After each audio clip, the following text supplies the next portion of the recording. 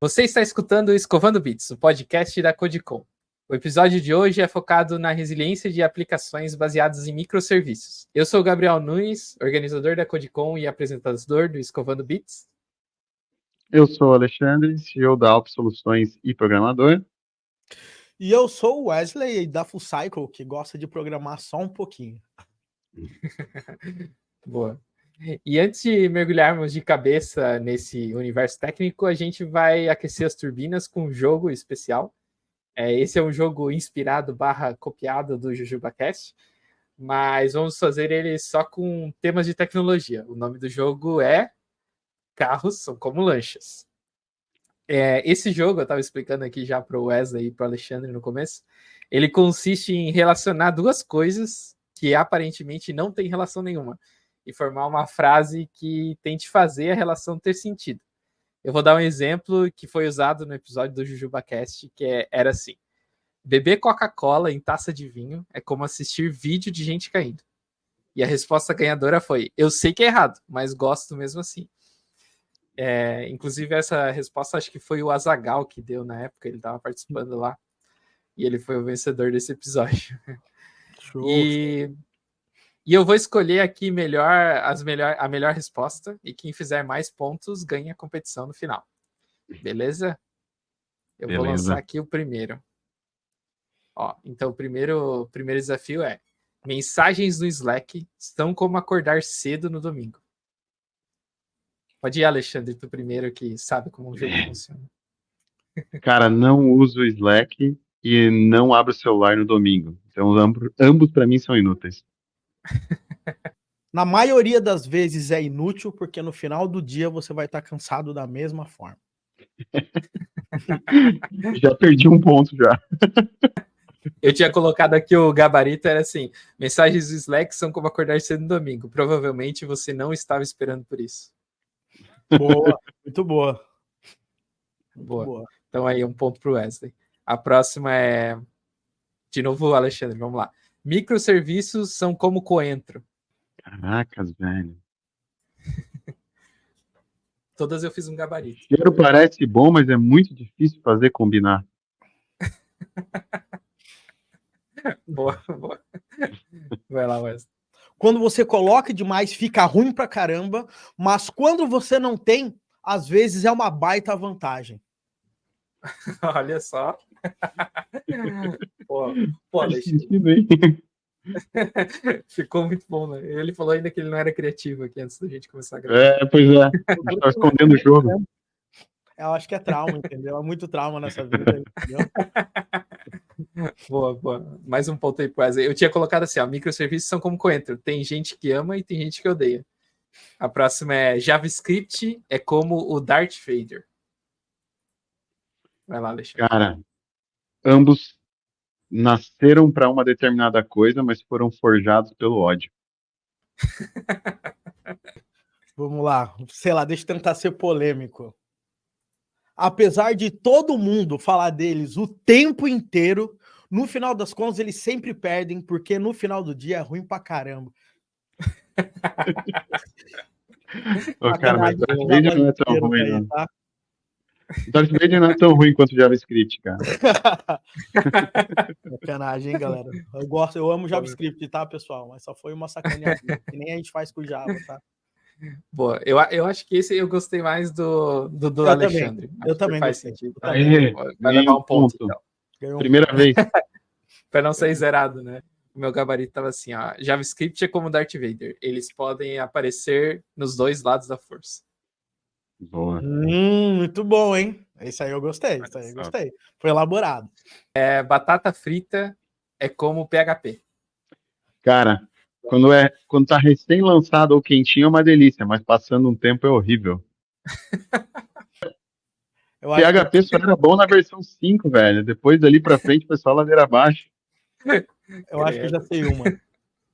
Tanto com PHP quanto com batata, você consegue fazer espaguete, entendeu?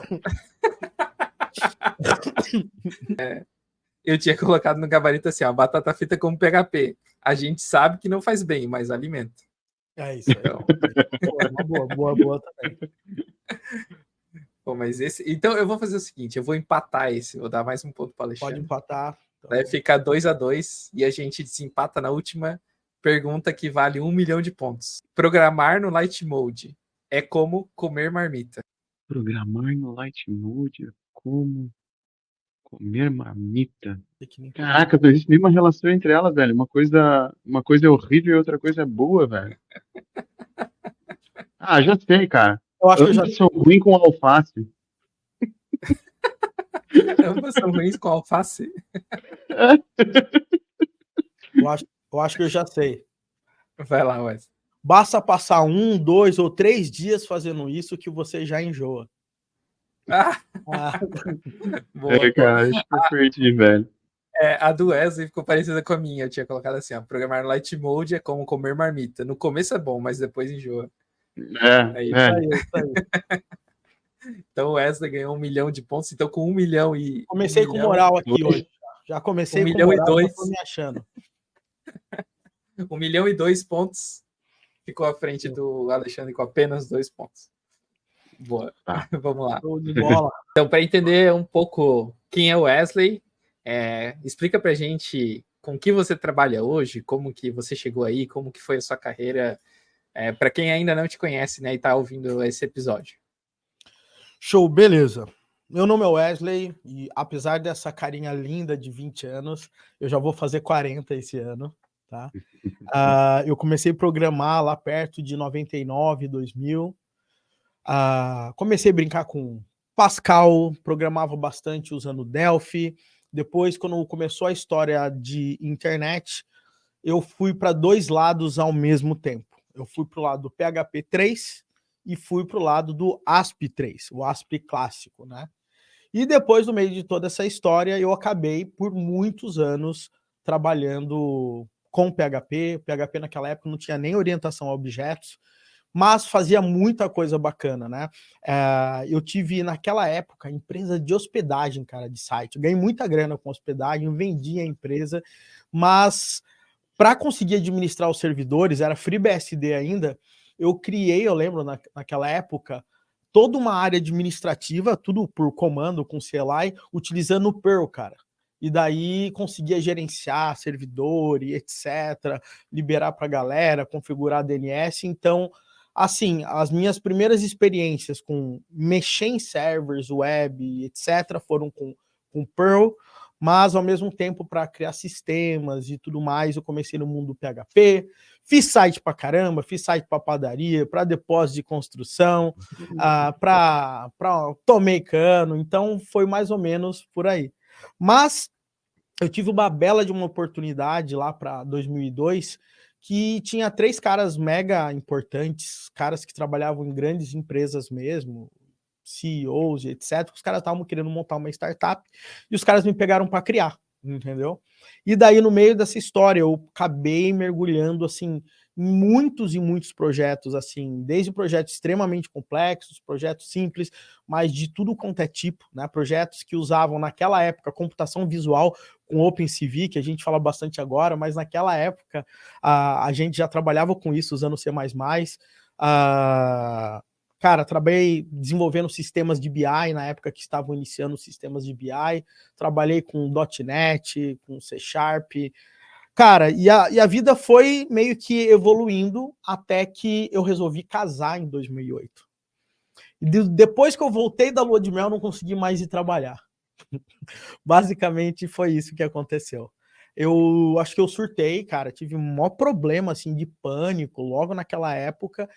E daí eu tive que sair da empresa, eu era sócio, tive que vender minha parte, saí bem, assim, ferrado de grana, eu tinha acabado de comprar casa, carro, um monte de coisa, endividado pra caramba, mas tinha um projeto na faculdade que eu tinha feito, eu gostava muito da área de educação, e minha mãe é professora, eu sou de Pirapora do Bom Jesus, todo mundo lá é professor, a mãe dos amigos, tudo professor, então eu gostava muito dessa área de educação.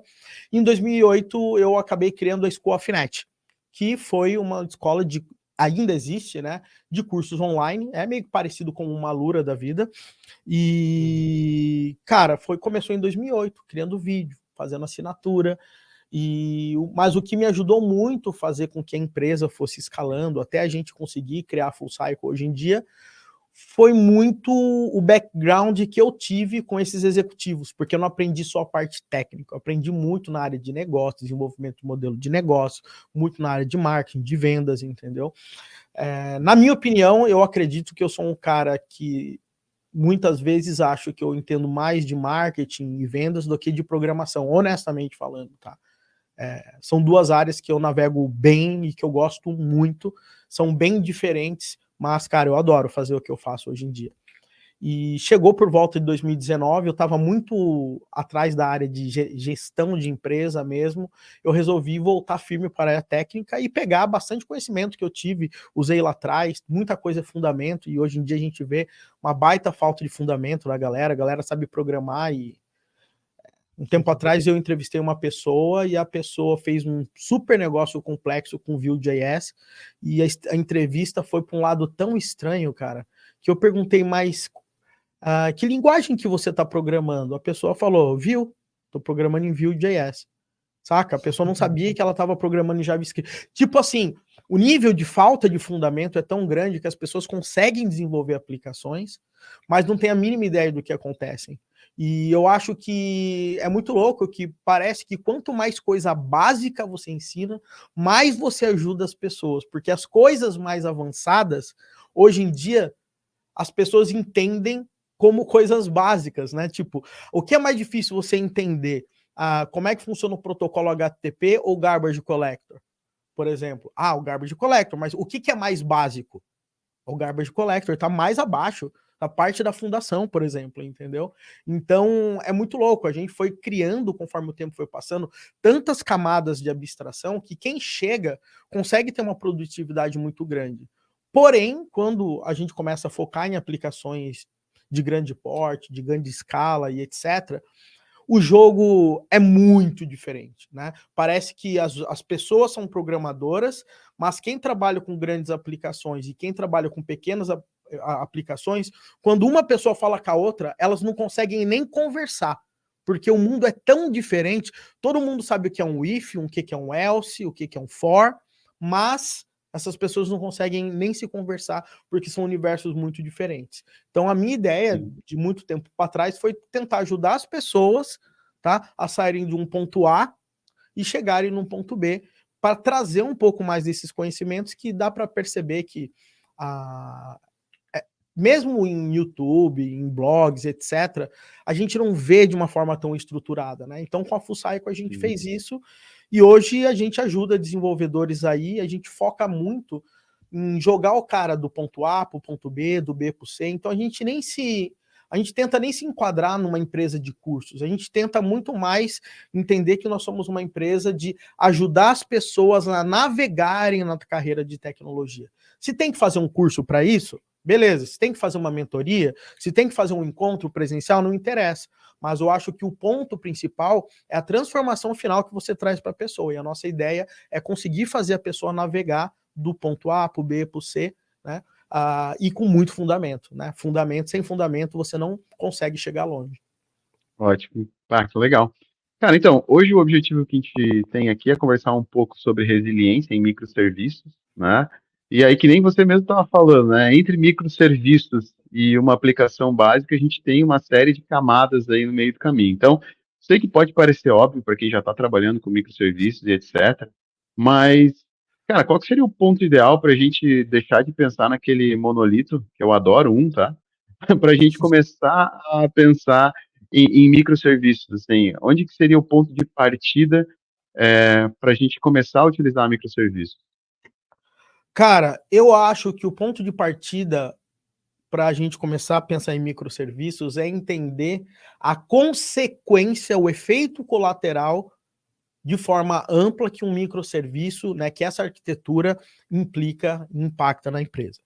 Vou dar um exemplo para você. Quando a gente começa a trabalhar com microserviços, se você tem 10 microserviços, você vai ter 10 processos de deploy, 10 esteiras de CI e CD, 10 processos de testes diferentes. Você vai gastar 10 vezes mais a computação para fazer os processos de integração contínua. Você vai precisar, eventualmente, ter 10 repositórios, né? A equipe que você tem né? Ela tem que ter uma cultura já de entendimento desses processos de integração contínua, de CI/CD. Depois você precisa ter muito claro como que você faz um deploy rapidamente, porque no monolito, às vezes a pessoa se enrola ali, etc., mas acaba botando no ar um sistema só.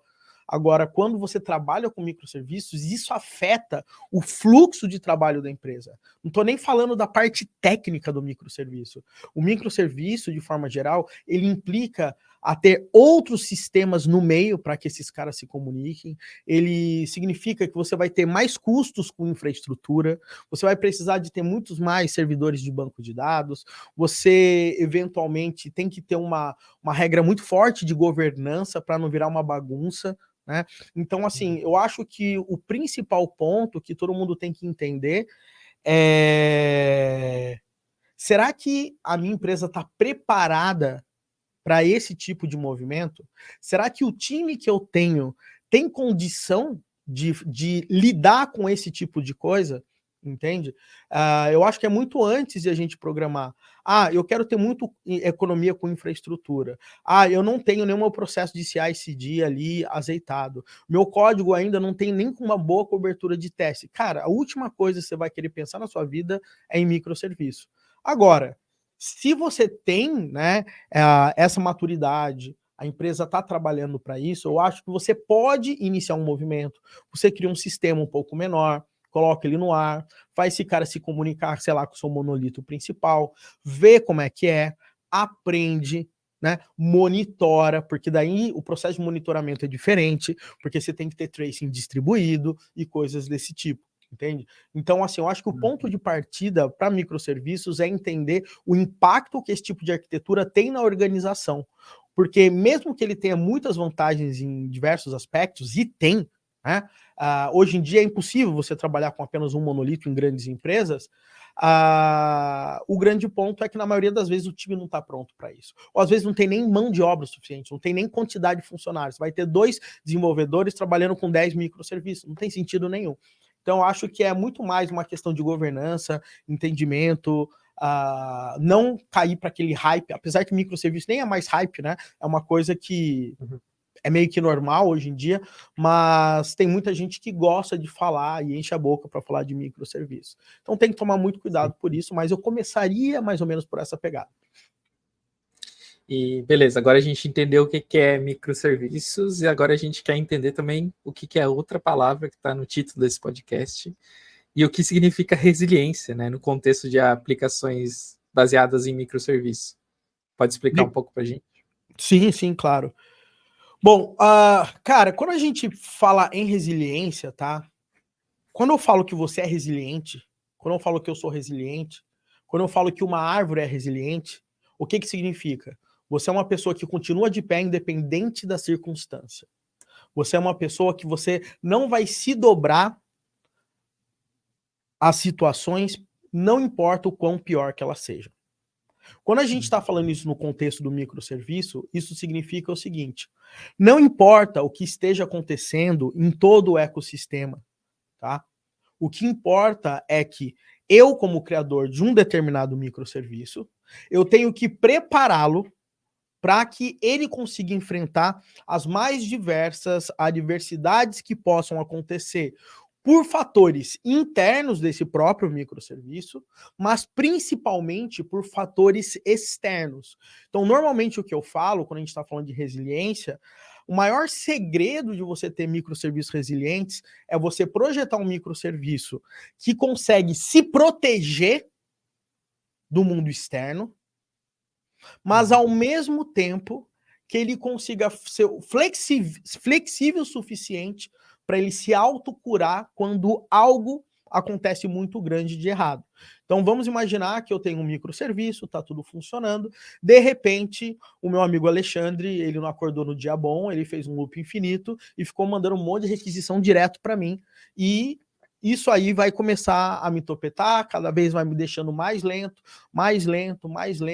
e o grande ponto é que quando eu fico lento, todo mundo que depende de mim também fica lento. E isso vai gerando um efeito dominó que pode fazer com que o seu ecossistema inteiro imploda. entendeu? Então, como que eu faço isso? Eu estou me protegendo, mas eu estou protegendo o ecossistema também. Então, eu imagino, quem já assistiu o 300 aqui? Vocês já assistiram lá, né? Spark, mais de 10 vezes. Então, qual que era o segredo dos caras?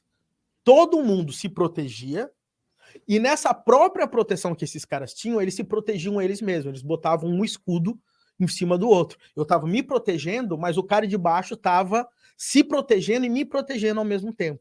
Então, se você tiver um ecossistema de microserviço e todo mundo conseguir criar proteções no seu próprio microserviço, vai fazer com que você esteja protegendo o seu próprio ecossistema.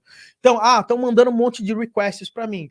Poxa, cara, eu vou trabalhar ali com throttle, eu vou trabalhar com rate limiting, eu vou fazer alguma coisa para que eu consiga dar um bad request para esse cara o quanto antes, entendeu? E mesmo se eu começar a cair do ar, eu vou trabalhar o quê? A gente sempre tem duas palavras, né? Progressive enhancement, que é quando você vai melhorando de acordo com a situação, você consegue prover mais serviços de acordo com a situação, mas você tem a graceful degradation, que é cada vez que o seu serviço vai se degradando, você ainda tenta entregar o mínimo de informação possível que você consegue, mesmo que você esteja em apuros. Então você tem que traçar os limites de até onde eu consigo responder, né? E se eu tiver nessa situação, o que eu vou responder? Qual é o mínimo necessário que eu vou responder? Então, quando eu consigo colocar uma cerca em volta de mim e falar, até aqui eu aguento, além disso, não me toque, né? Basicamente é isso. É isso que a gente tem que colocar. Se todo mundo, se todos os microserviços, eles conseguirem trabalhar dessa forma, eles vão conseguir ser resilientes, porque eles vão conseguir realmente trabalhar de forma autônoma. E eu acho que esse é o principal ponto. Quando o microserviço ele tem autonomia, ele tem a capacidade de se autocurar em momentos que estão acontecendo de forma ruim. Resiliência também tem uma outra pegada que é em relação à perda de dados, mas depois a gente fala um pouco mais sobre isso. Sim. Até, bom, aqui fica claro mais uma vez o quão a equipe tem que estar madura, porque a gente está falando de mais pessoas especializadas em segurança, mais pessoas pensando em várias etapas aí de infra, inclusive, né, para poder manter as coisas funcionando. Mas assim, quando a gente pensa, comentou de alguns desafios aí, né, mas fora essa questão de eles se autoproteger, de eles terem que responder a adversidades aí do sistema onde ele está inserido, né, quais seriam os principais desafios que essas aplicações que adotam a arquitetura de microserviços encontram? Mais na questão de projeto, na parte de concepção dessas ferramentas, na parte técnica de separar os microserviços, na comunicação, onde que seriam os principais desafios que a arquitetura encontra? Cara, sua pergunta respondeu tudo, tá? Basicamente, tá? A sua pergunta respondeu tudo. Mas se eu tivesse que deixar muito claro, eu acho assim, existem alguns pontos que são bem conceituais, tá? E esses pontos, assim, se você errou de partida, cara, você já tá ferrado, entendeu? Se você já começou com o jogo perdido, tá? E esse jogo perdido basicamente como que você vai fazer a decomposição desses microserviços, tá? É muito comum hoje em dia você ver vários sistemas que para você fazer um deploy de um microserviço 1, você tem que fazer um deploy do microserviço 2 ao mesmo tempo, e quando você vê isso é porque um tem um acoplamento muito forte com o outro, né? E se eles têm que ser autônomos, independentes, isso não poderia acontecer. Então, a maior dificuldade na hora que você vai trabalhar com microserviços é você conseguir delimitar esses escopos e saber até que ponto é a responsabilidade de cada um. O grande ponto é que para fazer isso não depende apenas do desenvolvedor. Na realidade, se depender apenas do desenvolvedor, sempre vai dar ruim, porque o desenvolvedor não é o cara que está entendendo do negócio. Quando você está pensando na empresa, você está falando em N departamentos, subdepartamentos, pessoas que têm linguagens diferentes, que usam termos diferentes, em contextos diferentes, né? Então tem pessoas que falam a mesma palavra, mas com intenções diferentes, pessoas que falam coisas diferentes, mas que significam a mesma coisa dentro de diferentes departamentos. Então, quando esse tipo de coisa começa a acontecer, você começa a deixar vazar a responsabilidade de um microserviço para o outro. E aí o caos começa. Porque se você não tem essa delimitação muito bem organizada no começo, e raramente você vai acertar na primeira, o que vai acontecer? Seu microserviço vai ficar muito grande, o outro muito pequeno, um dependendo fortemente do outro, uma equipe acaba atrapalhando a outra equipe. Então, eu acho que o primeiro ponto de partida é você conseguir ter, né, um projeto muito claro do entendimento do negócio, do tamanho da empresa, o que esse projeto vai fazer, o porquê você está realmente querendo utilizar esse tipo de arquitetura e conseguindo fazer essas delimitações de uma forma cada vez mais racional. Né? Não é, isso aqui manda e-mail, isso aqui exporta um arquivo. Cara, o que tem a ver? Eu não posso mandar e-mail e exportar um arquivo no mesmo microserviço? Talvez sim, talvez não sei, entendeu? E eu acho que o outro ponto muito claro, assim, que eu vejo de grande problema com microserviços, além disso que a gente já falou de maturidade, CI, CD, deployments, etc., é a parte de comunicação, tá? A parte de comunicação é uma das partes que mais pega. Existem milhares de formas e protocolos de comunicação nos dias de hoje. Quanto mais acoplado um microserviço está com o outro, você tem um problema, então aí você já começa a falar em comunicação assíncrona, você já começa a colocar outros players no meio da história, com sistemas de stream, de mensageria, sistemas de notificação. Aí você tem que entender do sistema de mensageria, você tem que entender do sistema de comunicação, aí vocês têm que saber fazer o deploy do sistema de mensageria, tem que saber manter a alta disponibilidade desses sistemas. Então a coisa ela vai indo para uma outra esfera. Não, eu não vou fazer o deploy, não vou gerenciar isso no meu Kubernetes, tá bom, então você paga as a service, gasta mais. Então, assim, uma coisa vai gerando a outra, entendeu?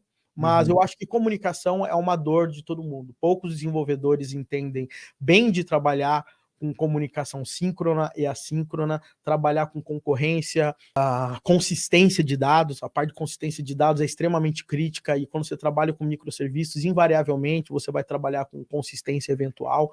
Então, eu acho que esses pontos de comunicação, projeto, eu acho que é uma das maiores dores aí da galera. E daí a gente vê a importância de já falar sobre resiliência na hora que está fazendo o design de uma aplicação baseada em microserviços, né? Cara, assim, eu acho que qualquer aplicação nos dias de hoje, né, e por isso que hoje em dia todas as empresas têm uma plataforma interna de desenvolvimento, ou tem boilerplates para ter uma padronização, mas independente da padronização, eu acho que toda empresa tem que ter algumas coisas quando um novo projeto é clonado para ser iniciado. Uma dessas coisas é observabilidade. Então, no dia 1, o desenvolvedor ele tem que já subir a aplicação dele com observabilidade, com tracing, com logs e com métricas, tá? Sem isso, ele não vai saber aonde que o microserviço dele está sendo afetado ou por que as requisições dele estão lentas e etc. Outra coisa que esse microserviço ele tem que nascer é pensando nesses pontos de resiliência por padrão. Então, por exemplo, a pior coisa que pode acontecer é você perder dado, você perder transação. Né? Então, como que eu faço para não perder transação? Então, vamos lá. Imagina que eu tenho meu microserviço, aconteceu um evento e eu vou disparar uma mensagem para uma fila. Fui mandar essa mensagem para uma fila, a mensagem não foi. Eu não sei o porquê. O que eu faço com essa mensagem? Perdi? Eu vou guardar ela onde? Né? Como que eu sei que o sistema de mensageria recebeu? E se ele não recebeu? E se ele recebeu 2 vezes? E se o sistema de mensageria seu cair? Você tem uma fila interna na sua própria aplicação para quando ele voltar, você mandar esses dados, entende? Então, eventualmente, você tem que ter a fila da fila. Né? Você tem a fila no seu sistema para você mandar uma mensagem para uma fila. Quando você receber a confirmação da fila, você garante que você pode apagar sua fila interna. Ou seja, isso é resiliência. Imagina um pagamento. Né? Eu fiz um Pix entre uma conta, não vai na outra, porque eu mandei, estava fora do ar, eu fui fazer um retry, não funcionou, e eu perdi a transação, não funcionou, eu pensei que estava bem. Então, esses tipos de coisas são complexas. Mas se você cria um boilerplate, esse tipo de coisa não fica tão difícil. Imagina toda vez que se eu tenho um SDK ali que eu faço e eu boto lá Fire para mandar uma mensagem, automaticamente essa mensagem já cai numa outbox aqui para mim no meu computador, ele fica já tentando se comunicar com o meu sistema de mensageria, não estou conseguindo, beleza, vou enchendo meu banco de dados ali com as mensagens, e fico fazendo um retry, voltou, começo a enviar. Esses tipos de coisa forem automáticas, a grande sacada é que o desenvolvedor ele não precisa pensar nesses tipos de coisa. Ele tem que pensar no negócio. A grande dificuldade quando a gente está trabalhando com microserviços é que muitas empresas não têm um nível de maturidade para conseguir criar bases de projetos ou SDKs dessa forma. Então, quando começa um novo projeto, começa lá, arquivo novo, entendeu? E daí começou com arquivo novo, a gente vai ter que repensar totalmente tudo isso que a gente acabou de falar e que são problemas claros que vão acontecer com todo mundo, entendeu? Pois é, isso até puxa um pouquinho, né, do que a gente estava pensando aqui para seguir o tema, porque a gente tem várias coisas aí que você comentou que são importantes, né? Mas uma das práticas até que você comentou é talvez ter um boilerplate que já garanta essa questão de enfileiramento, de fila entre comunicações, né, para a gente poder ter um buffer de mensagens, para a gente até poder, às vezes, lidar com a não confirmação de um recebimento de um dado e etc., que é um problema que a gente tem eventualmente, mas partindo disso, assim, tem mais alguma prática que você recomenda, talvez no escopo de design ou até mesmo no escopo de time, para que a gente possa ajudar a garantir a resiliência desses microserviços? O que eu acho é o seguinte, se você tem um boilerplate claro, o seu time tem clareza de algumas coisas, como não posso perder transações, eu tenho observabilidade e eu consigo fazer o profiling da minha aplicação para garantir que ela vai ter a performance adequada para o job que ela está fazendo, na real, eu acho que você resolveu 90% de todos os seus problemas. Porque o maior problema é você processa algo e não processa. O segundo problema, você vai se comunicar e não consegue. Terceiro problema, você fica lento e não sabe por quê. Então, se você consegue observar, conseguir fazer profiling. Hoje eu passei o dia inteiro só mexendo com profiling. Dia inteiro. Profiling, tentando diminuir a quantidade de CPU, de memória de uma aplicação aqui. E cara, assim, essas coisas tomam tempo. O grande problema é que no dia a dia, cara, o mundo tá caindo, entendeu? E daí você fala, eu vou ter tempo para ficar diminuindo a quantidade de, sei lá, de alocação de memória na minha aplicação, ela tá funcionando e etc. Então, o que eu acho é o seguinte, 80% das coisas você vai resolver se você conseguir delimitar, se você conseguir observar e se você conseguir se comunicar, tá? E, obviamente, se você tiver uma estrutura sólida de processo de deployment.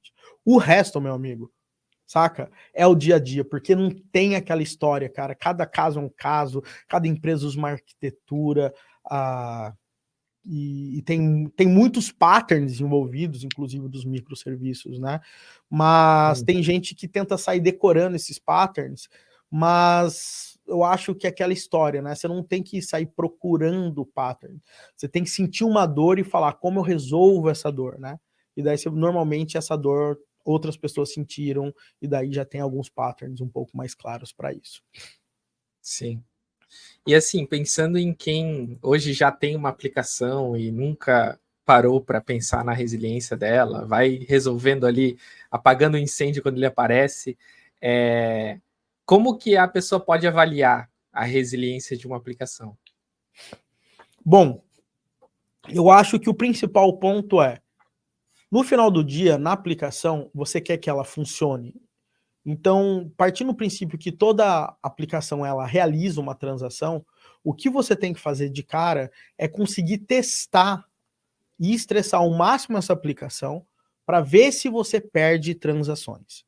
E você tem que conseguir ter claramente, né, uma forma de jogar uma volumetria alta, que é a que você imagina que você vai enfrentar em ambiente de produção, e sentir o que é que acontece. Cara, sabe aquela história de, sei lá, você vai fazer um arroz, você lá botou, jogou sal e etc, e daí na hora que você vai comer o arroz tá meio duro, ou ele tá sem sal. Cara, era só você ter experimentado uma colheradinha enquanto o arroz estava ainda na panela, entendeu? Qual que é o negócio? A gente faz o sistema e bota ele em produção porque os testes automatizados passaram. Mas às vezes a gente esquece de fazer um teste de estresse, né? Quando a gente está trabalhando com microserviços ou aplicações mais complexas, que trabalham com concorrência, por exemplo, é um problema gigante, porque quando você trabalha com concorrência, um monte de comportamento bizarro acontece, e normalmente esses comportamentos acontecem apenas quando você está recebendo uma grande carga de trabalho, né? Então, eu acho que a principal coisa que você tem que fazer é coloque a sua aplicação para tomar paulada. Veja o que acontece com ela.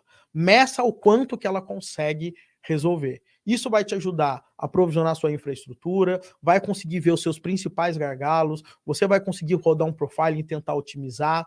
Cada vez que você otimiza, você vai gastar menos nó, vai economizar mais dinheiro para a empresa, né? O seu chefe vai ficar mais feliz. Então, eu colocaria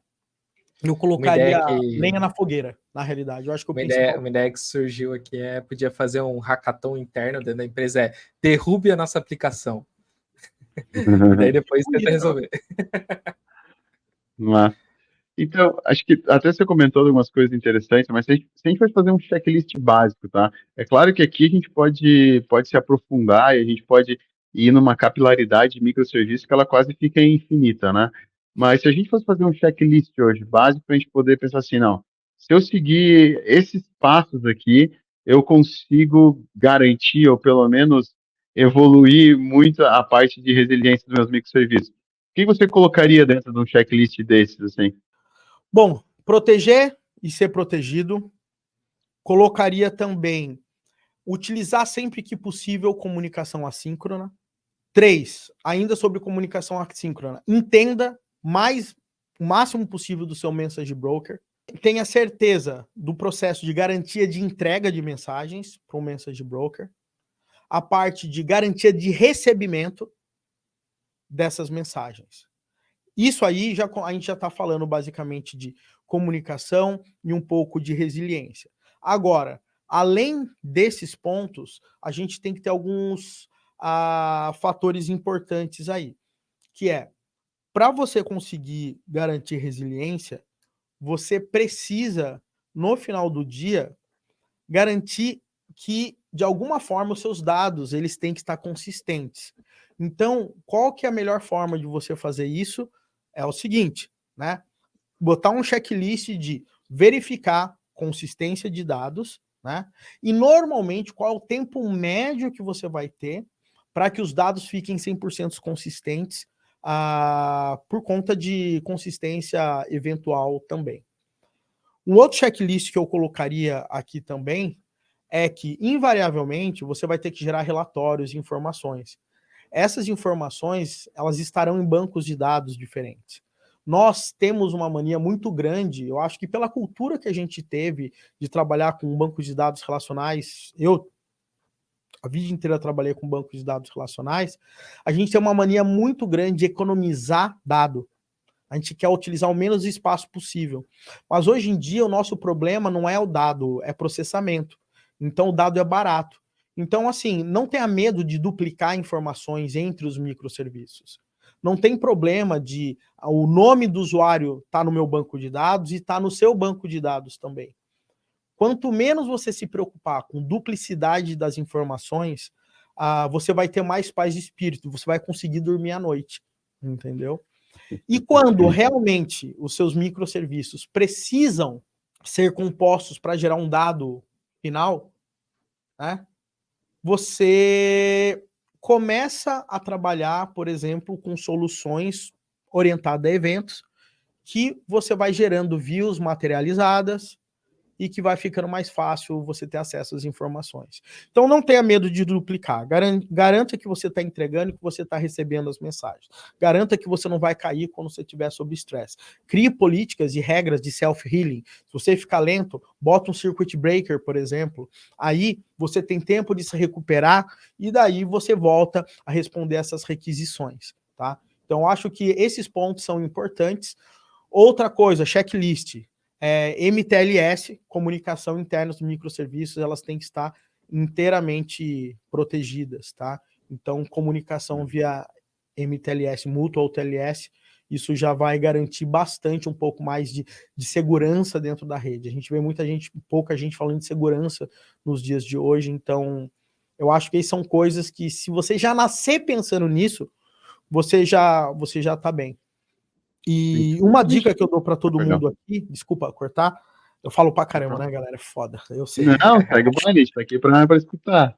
Não é um livro técnico, tá? Mas vale a pena você ler. Esse livro vai mudar a sua mente. O nome do livro é The Checklist Manifesto, tá? Basicamente, é um livro mostrando o quão é importante você trabalhar com checklist para criar procedimentos profissionais. Isso é baseado, inclusive, na metodologia que a galera que modelou os processos de checklist para voar na parte de aviação fez, né? Então, sei lá, um piloto chega para voar, ele pode estar escutando o barulho do motor. O copiloto fala, motor, olha aqui, sim, o motor está funcionando. Eu estou escutando, mas eu vou. Então, tem todo aquele checklist. Então, se você começar a criar suas aplicações baseadas em checklist de coisas que você acha importante, né, você vai ter muito mais paz de espírito falando, putz, né, tá no ar e eu esqueci de, sei lá, botar essa métrica. Então... Sim.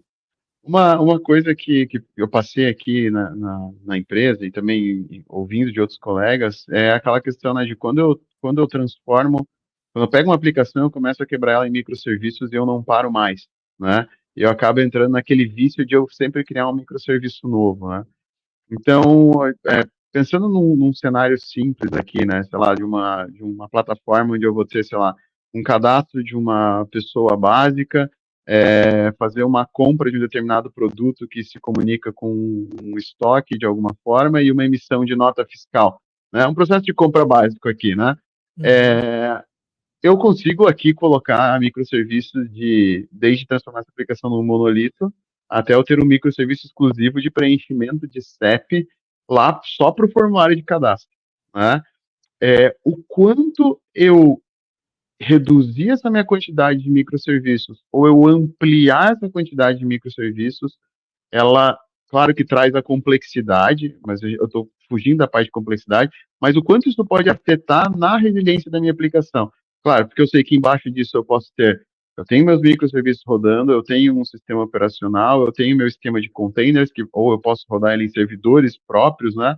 Mas o quanto eventualmente compensa por essa complexidade, só o fato de eu ter mais recursos rodando, o quanto isso afeta diretamente a possibilidade da minha aplicação cair. Cara, o que eu sinto é o seguinte, quanto mais hop de rede você fizer, é pior. A rede é algo que sempre vai poder falhar e ela está fora do seu controle. Então, quanto mais microserviços você colocar dentro da rede, mais chance de falha você tem. Então, eu não sou muito fã de fazer microserviços extremamente uma granularidade pequena. Reduzidos. Eu não gosto de reduzir tanto o escopo de microserviços. Por quê? Porque o ambiente de comunicação, cada vez ele vai ficando mais complexo, né? E quanto maior a complexidade, você vai ter menos chance de conseguir entregar features mais rápidas e você vai ter mais chances de ter problemas com rede, você vai ter mais chances de perder mensagens, você vai ter que trabalhar com muito mais com retries e coisas desse tipo. Então, assim, só crie, na minha opinião, um microserviço que você realmente acha necessário. Cara, todo mundo tem que fazer uma busca de CEP. Se você não for os Correios e que isso é um serviço core para você, ou qualquer coisa desse tipo, cara, honestamente, cara, eu não vejo problema nenhum eu ter duas aplicações que essas aplicações vão ter o mesmo código ali de consulta de CEP e ter um overlap ali, entendeu? Às vezes eu prefiro aumentar a quantidade de código ou a quantidade de informação e o contexto da minha aplicação do que ficar tentando granularizar tanto que daqui a pouco, para você fazer um Olá Mundo, você bateu em 10 serviços. Aí o grande ponto, o que acontece? Quanto mais requisições, você vai ter mais log. Quanto mais log, mais disco. Quanto mais disco, mais você vai ter que fazer gerenciamento de cold storage, hot storage. Aí você precisa de observabilidade. Aí os logs têm que estar padronizados. Aí, cara, você entende como a coisa começa a ficar insana, tá? Então, assim, se você não precisa ter tanto microserviço assim, ou, só porque o microserviço faz algum pedaço do que o seu faz, não significa que a gente tem que pegar esse pedaço e deixar ele separado. Sabe quando você está trabalhando com banco de dados? relacional e você quer normalizar tanto ao máximo para ficar tão bonitinho as suas tabelas, mas na hora que você quer fazer um relatório besta, seu SQL tem 2 páginas por conta disso, e se às vezes você falasse, dane isso aqui, entendeu? Deixa eu dar uma duplicadinha aqui, faz um esquema aqui, e sei lá, com meia dúzia de linha o seu SQL resolveria. Então, eu acho que é aí que a diferença de uma pessoa que tem mais experiência começa a fazer um pouco de diferença. Eu não sou aquelas pessoas, tá, que eu gosto de, sei lá, me gabar, tenho 25 anos de experiência, tenho não sei quantos mil anos de experiência, então eu sou melhor que todo mundo. Não, de forma nenhuma, cara. Nossa, eu conheço gente aí que tem 5 anos de experiência, que manja mais do que eu em uma porrada de coisa, e eu sou super ok, eu sou super bem resolvido com isso, entendeu? Mas uma coisa, cara, que a experiência faz diferença é o quê? Você sabe quando você pode fazer coisa errada. Uma pessoa que está começando ou que não tem tanta experiência, ela vai modelar um banco de dados by the book ali, porque é assim que ela aprendeu e ela sabe que é o certo. Começa a passar um tempo e você vai tendo experiência, você fala, cara, eu já modelei tanto isso igual, nunca deu problema dessa forma, eu vou criar uma licença poética aqui para mim, fazer uma gambiarra mesmo aqui, e isso aqui vai resolver muito mais a minha vida, vai simplificar e não vai estar normalizado da forma como é para estar. Mas nesse ponto vai ter um ganho, entendeu? Esse tipo de decisão, ela só dá para você poder tomar ela com experiência no aspecto que você já passou por tantas situações e que isso não vai ser nocivo para o seu projeto. Né? E só vai fazer isso quando você tem uma bela certeza, porque você já tem um repertório grande. Quem está começando um pouco na área, para o cara tomar uma decisão dessa, pode dar super certo ou pode dar muito errado, entendeu? Então, por isso que trabalhar com pessoas que vão tendo um pouco mais de experiência, você vai aprendendo a aprender quando você pode fazer coisa errada em detrimento para que outras coisas sejam um pouco mais simplificadas. E eu acho que é esse tipo de coisa que a experiência, que é gastar sola de sapato, e principalmente, cara, se você trabalha numa empresa e, cara, você acha que não tem ninguém bom na sua empresa, você não vê o seu líder, alguém como referência, ou você não acha que aquele cara vai conseguir te levar para um nível superior, cara, na real, você pode adorar a pessoa, coisa, mas você tem que estar perto de pessoas que manjam mais que você. Caras, o que eu sempre falo é, que eu sempre falo não, que todo mundo fala, mas eu gosto de falar aquela, se você é o mais esperto da mesa, muda de mesa, entendeu? Como eu disse para vocês, eu sou extremamente bem resolvido de estar ao lado de muita gente que manja muito mais do que eu. E eu acho que às vezes, quem faz curso, quem ensina, tem um problema muito grande com isso, sabe por quê? Porque você tende a querer, para vender, mostrar que você é muito bom, para que as pessoas acreditem em você para comprar o seu produto. E se você sai falando que você não sabe bem as coisas, que não sei quem manja mais de você, mas não sei quem manja não sei do que, mas não sei quem manja mais do que você, meu Deus, ninguém vai comprar, porque eu não sou o cara, entendeu? Mas é muito ao contrário, cara, entendeu? É muito ao contrário. Porque se você se fechar nessa bolha, você não vai aprender. Para você continuar aprendendo, chega um momento que não é aprender uma linguagem nova, fazer um if ou else novo. A pegada é realmente estar com pessoas que estão vivendo em ambientes tão diferentes do seu, que enfrentam problemas tão diferentes dos seus, que você pode aprender. Cara, tem um aluno nosso, cara, eu vou falar o nome dele aqui, ele trabalha no Mercado Livre, e ele entrou lá quando ele era júnior, cara. E depois ele tomou pau 2 vezes na entrevista, fez o nosso curso, entrou, e beleza, não tô dizendo que foi pro nosso curso, tá? Mas foi ali que eu conheci ele, tá? Hoje, ele é sênior no Mercado Livre. Virou sênior em pouco tempo. Mas o que acontece? A barra lá é tão alta que eu não tenho a menor dúvida, cara. A menor dúvida. Eu acho que 50% das coisas que ele faz todo dia lá, ele faz melhor que eu, se eu estivesse lá. Você entende? E eu não tenho nenhum problema de falar isso, cara. Entendeu? Eu não tenho nenhum problema de falar, cara, eu não manjo disso. Eu sou bem resolvido, eu sei o que eu sei que eu não sei, entendeu? E o cara que fala que sabe tudo e que acha que é o melhor ou acha que tem que se sentir o melhor, esse cara para de evoluir, entendeu? E daí você Quanto não mais certeza o cara tem, maior é o buraco da ignorância, né? Não tem muito cara, o que fugir disso. mas é muito louco, né? Hoje em dia foi gerado, tipo, até de uma forma meio que pejorativa, mas eu entendo o mercado, falar vendedor de curso, né? Hoje em dia, o cara vende curso, né? E tudo mais. Sim.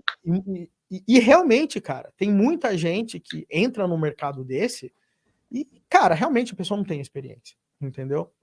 Agora, Sim. eu não vou fingir que eu sou o fodão do mundo, entendeu?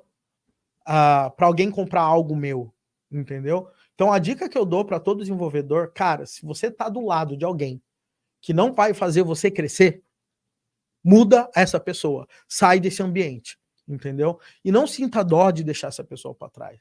Não é você que tá deixando essa pessoa para trás, tá?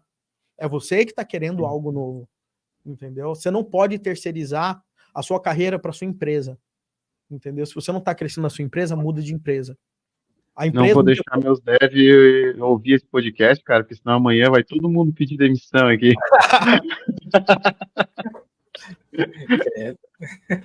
cara, mas eu também, cara, a minha empresa aqui a gente tem dev, cara, e na real, velho, e na real, da empresa, sei lá, tem 10 lideranças, mas eu tenho uma reunião com a empresa inteira uma vez por mês.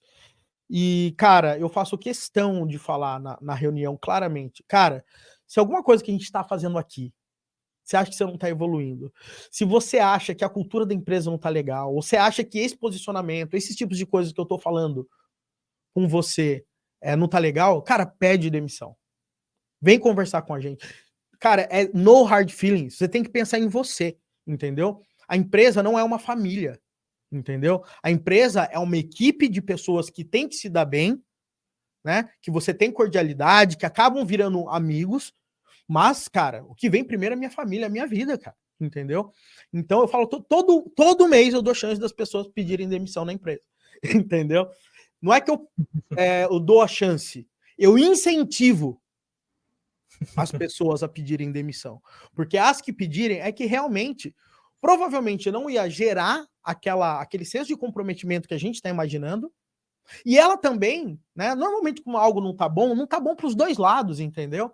Então, cara, eu acho que quando você tem clareza, né? Eu acho que isso muda tudo. Então, quando você estuda desenvolvimento, eu quero trabalhar com microserviços, você tem que saber, cara, para que eu vou aprender isso? Porque é legal? Porque esse podcast está bacana e estão falando um monte de coisas técnicas que eu não sei?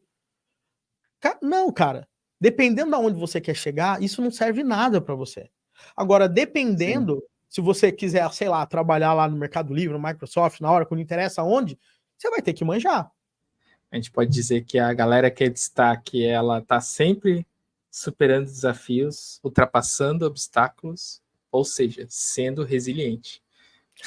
Sem dúvidas, cara. E o primeiro passo para você conseguir isso, sabe qual que é? É você assumir a sua ignorância e aceitar que você tem que estar ao lado de pessoas que manjam o dobro de você para você conseguir aprender. Está parecendo papo de coach, né? O dia que você tiver essa mentalidade, instalar esse drive aí... Pablo Marçal aqui. Entendeu? O dia que você instalar esse drive aí, esse drive mental, você vai ser outro desenvolvedor, mas é a pura verdade, entendeu? Olha, eu acho que a gente já pode ir encerrando esse papo por aqui, então. E para quem foi resiliente e ficou aqui ouvindo a nossa conversa até o final, então fica aqui o nosso agradecimento também ao Wesley por essa aula, né, de hoje. Obrigado, Wesley.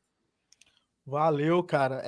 Galera, eu sei que eu falo pra caramba, tá? Então, toda vez que me chamam para um podcast, parece às vezes um monólogo. Não é a intenção, eu me empolgo, mas assim, a dica que eu dou para todo mundo, galera, é o seguinte: quer trabalhar com grande aplicação? O lance é o seguinte: a barra é alta. São empresas grandes que trabalham com isso. Essas empresas, elas mexem com a vida de todo mundo. Você vai programar um avião, se esse avião caiu, a culpa é sua. Se você fizer um Pix e o dinheiro não entrar na conta da sua mãe, que ela que fez o Pix, a culpa é sua. Então, se você quer trabalhar em grandes aplicações, de grande escala, resilientes e tudo mais, você tem que assumir o seu posicionamento como profissional mesmo. Você não é só um programador, você é uma pessoa que vai mudar a vida das pessoas. O que você faz afeta direto na sua própria conta. Eu tenho o meu nosso amigo Fabrício, ele fala, faz certo que dá certo. É só fazer certo que dá certo, entendeu? Fácil. Então é isso, pessoal. Obrigadão aí pelo tempo e pela conversa, né? Foi bem legal. E até mais.